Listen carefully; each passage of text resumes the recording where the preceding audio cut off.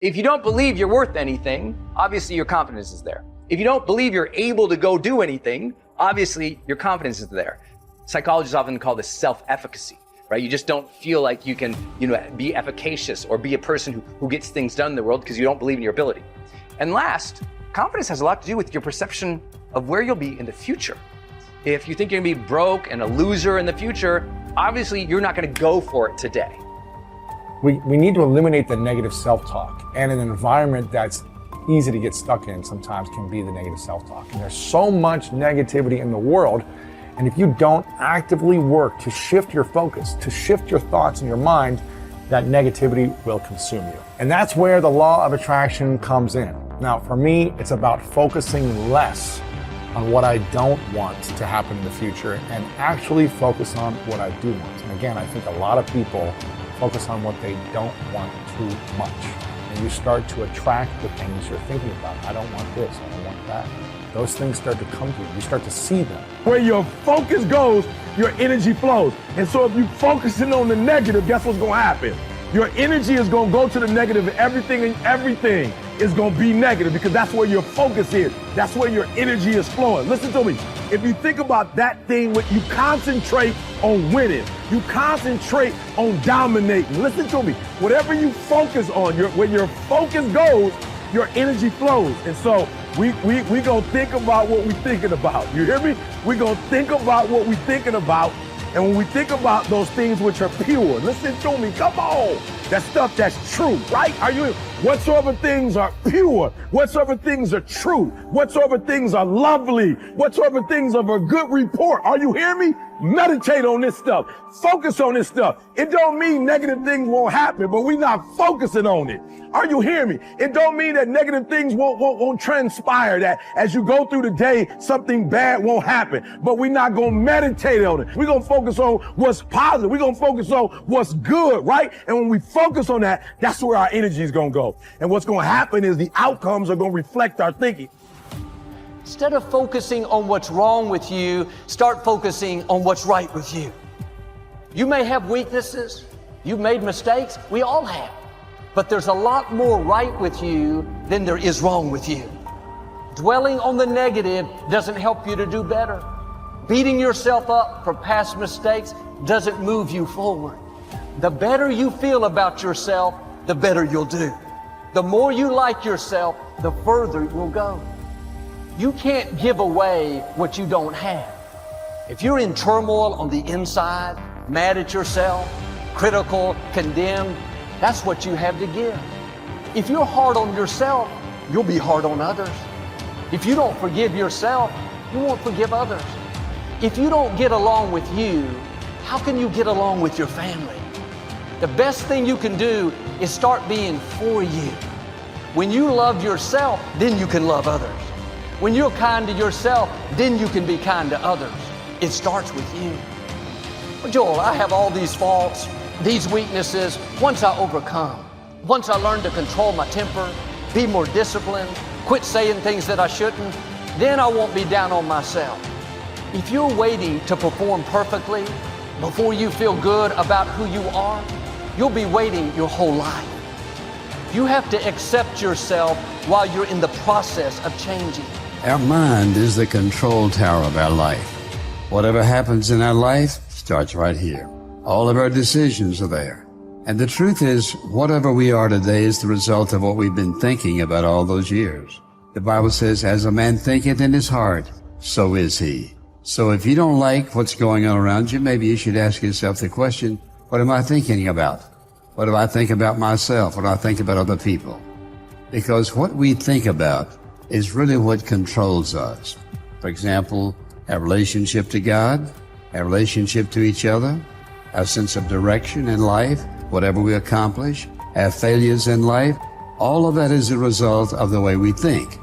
And oftentimes we forget that this is the control tower, that everything else is a result of how we think, controlling our thoughts, because this controls everything.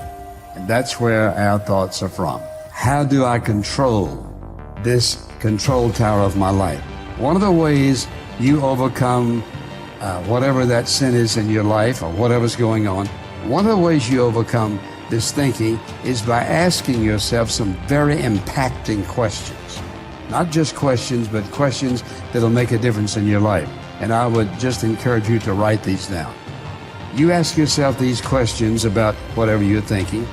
And the first question you ask is this: where will these thoughts lead me? Where will these thoughts lead me? If I keep thinking the same thing, well, it's going to lead you somewhere. Very important question. If I keep thinking this, where's it going to lead me? Another question is, will these thoughts get me where I want to go? Then you have to decide, where do I want to go? Where do I want to go in life? Will what I'm thinking get me where I want to go? And if you say, I'm just not important, I'm a nobody, I don't have any gifts and talents and skills in life, give yourself a lot of excuses, you won't get anywhere. So you have to ask yourself the question, if I keep thinking this, where will this get me in life? Then ask yourself the question, are these thoughts scripturally acceptable? In other words, let's say, for example, you're sitting in front of the TV and something comes along, you know it's not right. And the world is full of pornography. And pornography is the world's photography. They have diluted the truth, and they put all kind of stuff out there for people to watch. And you ask yourself the question, are these thoughts scripturally acceptable? And here's somebody committing some sexual act on television or whatever you may watch. Are these things acceptable scripturally? No, they're not. Then you shut it down, cut it off. In other words, you don't watch. You do not have to watch what you know is not right. You can shut it down.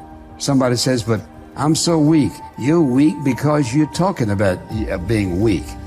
You don't have to be weak. You have the Spirit of God within you who will enable you to do whatever is necessary to overcome whatever is there. So what we're doing is giving these questions and saying, let's look at reality. What's reality? Reality is, where will these thoughts lead me? I have to answer that question. Will these thoughts get me where I want to go? I need to answer that question. Are these thoughts scripturally acceptable? I can answer that. Will these thoughts build me up or tear me down? And they're going to do one of the two. They're not neutral. Our thoughts are going to build us up or tear us down. When you sit through this message, these thoughts ought to build you up, not tear you down. When you look and listen to stuff that you know is not right, ungodly, unscriptural, sensual, whatever it might be, you know the real truth is they're going to tear you down spiritually. So you have to decide whether you're going to watch, look, or listen to your friends or whatever they're saying, because they're going to have some impact in your life. And then, could I share these thoughts with someone else? Whatever you're thinking, could you share it with somebody else? Or is that one of those thoughts that, no, you couldn't? And then, where did these thoughts originate? And some thoughts did not originate with the Word of God. They did not originate in heaven. They did not originate in godly living. They did not originate in anything that's holy. And they did not originate in anything that is good for you. So when you analyze the thoughts, where did this come from? Why am I thinking this? What's the source of this? What is this going to do in my life? Watch this. All of those questions, you have the right and the power to answer for your life. Nobody else can answer them for your life. You have the power to answer them for your life. And we're just talking about how you think about yourself and the power of your thoughts. And you just think just these questions alone. And then the question is, do I feel guilty thinking these thoughts? Well, you know the answer to those things. You know, for example, if you thought about taking something that didn't belong to you, how would you think about it? You should feel guilty. If you don't feel guilty, you have a major problem. Then you need to think a little deeper. Have I ever been saved? What's going on in my life? So we said your thought life is in your mind. This is the control tower of your life. And because it is, we make the decisions and we suffer the consequences, or we glean the blessing of making right decisions in life. Whether it's about money, or whether it's about marriage, or whether it's about sex, or friendship, relationship, here's where it all starts. And this is going to control your life. And the truth is, all of us up to this point in our life, where we are is a result of how we've been thinking all these years. So this is, I think, why people are so obsessed in some sense with the search for fundamental meaning. It's because you want to be able to associate. So imagine, this is a good story. So you can imagine two people laying bricks. They're building a gigantic wall, and the one person thinks, oh my God, you know, this wall is going to take 100,000 bricks, and I'm laying one at a time, and I'm wasting my life away, trivially adding to this gigantic brick wall. And what am I doing? This is absolutely miserable, brick by brick. And the other person thinks, in 300 years, this is going to be a cathedral. And so the person in the second state is doing exactly the same thing at a local level, laying bricks, but each brick is related to a very high goal. And that means the reward that's attendant upon the laying of the brick is proportional to the goal, to the aim of the entire behavioral process. And so it seems to me, so if you're aimless and goalless, and I know you've done some work on goal setting, if you're aimless and goalless, then you can't elicit any positive emotion. And if your goals are fragmented, which is also what happens if you're aimless or your goals lack unity, if your goals are fragmented, then no given behavioral manifestation can elicit any dopaminergic reward because it's not a step forward to anything desirable. And so there's no positive emotion. And so you can't learn. Well, according to your account, I didn't know that. See, I didn't know that when you put yourself in a state of apprehension in relationship to a valued goal, that your neuroplasticity improves and you can learn better. That's very, very cool. So, because I just developed this app for writing called Essay. And one of the things we do, we tell people that when they sit down to write an essay, that's the most important thing you have to do is you have to have a question in mind that you regard finding the answer to as worthwhile. Otherwise, the whole exercise is a lie. So even if you're assigned a topic, you have to find something within the topic that grips you and provides you with the motivation that's appropriate to move forward with the essay, with the attempt. And it is a lie otherwise. You're wasting your words. You're engaging in futile activity. And you're going to write something dull and terrible, and it's going to frustrate you and bore you while you're doing it. And that's because your own nervous system is telling you that you're participating in something that you have no belief in. And so, but if you're gripped by the questions, like, God, I really want to answer this question, it's like, well, you're in a perfect condition to begin to write an intelligible essay because you actually want the answer. And then the writing exercise is going to be gripping because you're grappling with a real mystery.